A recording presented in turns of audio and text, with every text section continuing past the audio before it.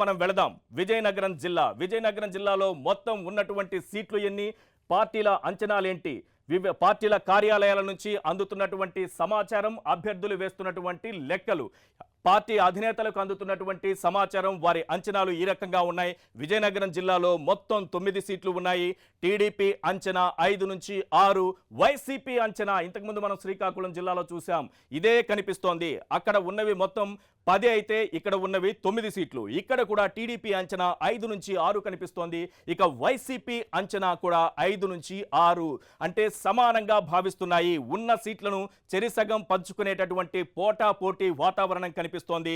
ఒక్క సీటు ఎవరికి అదనంగా లభిస్తుందనేది కూడా ఆసక్తికరంగా మారింది వారి అంచనాల ప్రకారం. ఎందుకంటే 5 నుంచి 6 స్థానాలను టీడీపీ అంచనా వేస్తోంది, అలాగే 5 నుంచి 6 స్థానాలు వైసీపీ కూడా అంచనా వేస్తోంది. రైట్, ఇక జిల్లా మొత్తం మీద ఎంత పోలింగ్ నమోదైంది ఒక్కసారి మనం స్క్రీన్ పైన చూద్దాం. మొత్తం పోలింగ్ నమోదైంది 80.65%. చాలా క్లియర్గా కనిపిస్తోంది. దాదాపుగా 80% పైగా ఓటర్లు ఇక్కడ పాల్గొన్నారు అంటే జిల్లాలో చాలా గట్టి వాతావరణం, గట్టి పోటాపోటీ వాతావరణం ఇక్కడ కనిపిస్తోందనేది. మొత్తం ఓటర్లు ఇక్కడ ఉన్నటువంటి విజయనగరం జిల్లాలో ఉన్నటువంటి మొత్తం ఓటర్లు 18,18,113 మంది ఉన్నారు. ఇక పురుషులు ఎంతమంది తమ ఓటు హక్కు వినియోగించుకున్నారు, మహిళలు ఎంతమంది తమ ఓటు హక్కు వినియోగించుకున్నారు. మొత్తం పురుషుల సంఖ్య, ఓటు హక్కు కలిగినటువంటి పురుషుల సంఖ్య విజయనగరం జిల్లాలో 8,98,331 మంది. ఇక మహిళలు 9,19,654 మంది ఓటు హక్కు కలిగి ఉన్నారు.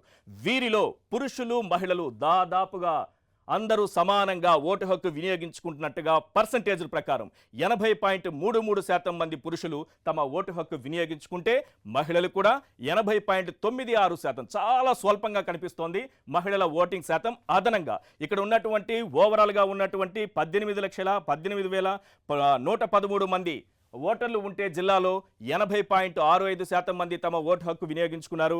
8,98,331 మంది పురుషులుంటే 80.33% మంది పురుషులు తమ ఓటు హక్కు వినియోగించుకున్నారు. 9,19,654 మంది మహిళా ఓటర్లు ఉంటే 80.96% మంది తమ ఓటు హక్కు వినియోగించుకున్నారు. ఓవరాల్గా జిల్లాలో ఉన్నటువంటి సీన్ ఈ రకంగా కనిపిస్తోంది. పోలింగ్ శాతాన్ని మనం చూసాం, అలాగే మొత్తం ఉన్నటువంటి సీట్లు మనం చూసాం. పార్టీలకు ఉన్నటువంటి అంచనాలు, టీడీపీ అంచనా మనం చూస్తున్నాం, అలాగే వైసీపీ అంచనా కూడా మనం చూస్తున్నాం. ఇరువురు కూడా ఒకే రకమైనటువంటి అంచనాతో ఉన్నారు. ఇవే లెక్కలు వేసుకుంటున్నారు.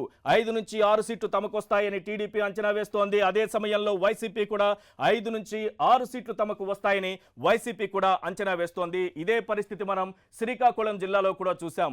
ఉత్తరాంధ్రలో మరో ప్రధానమైనటువంటి జిల్లా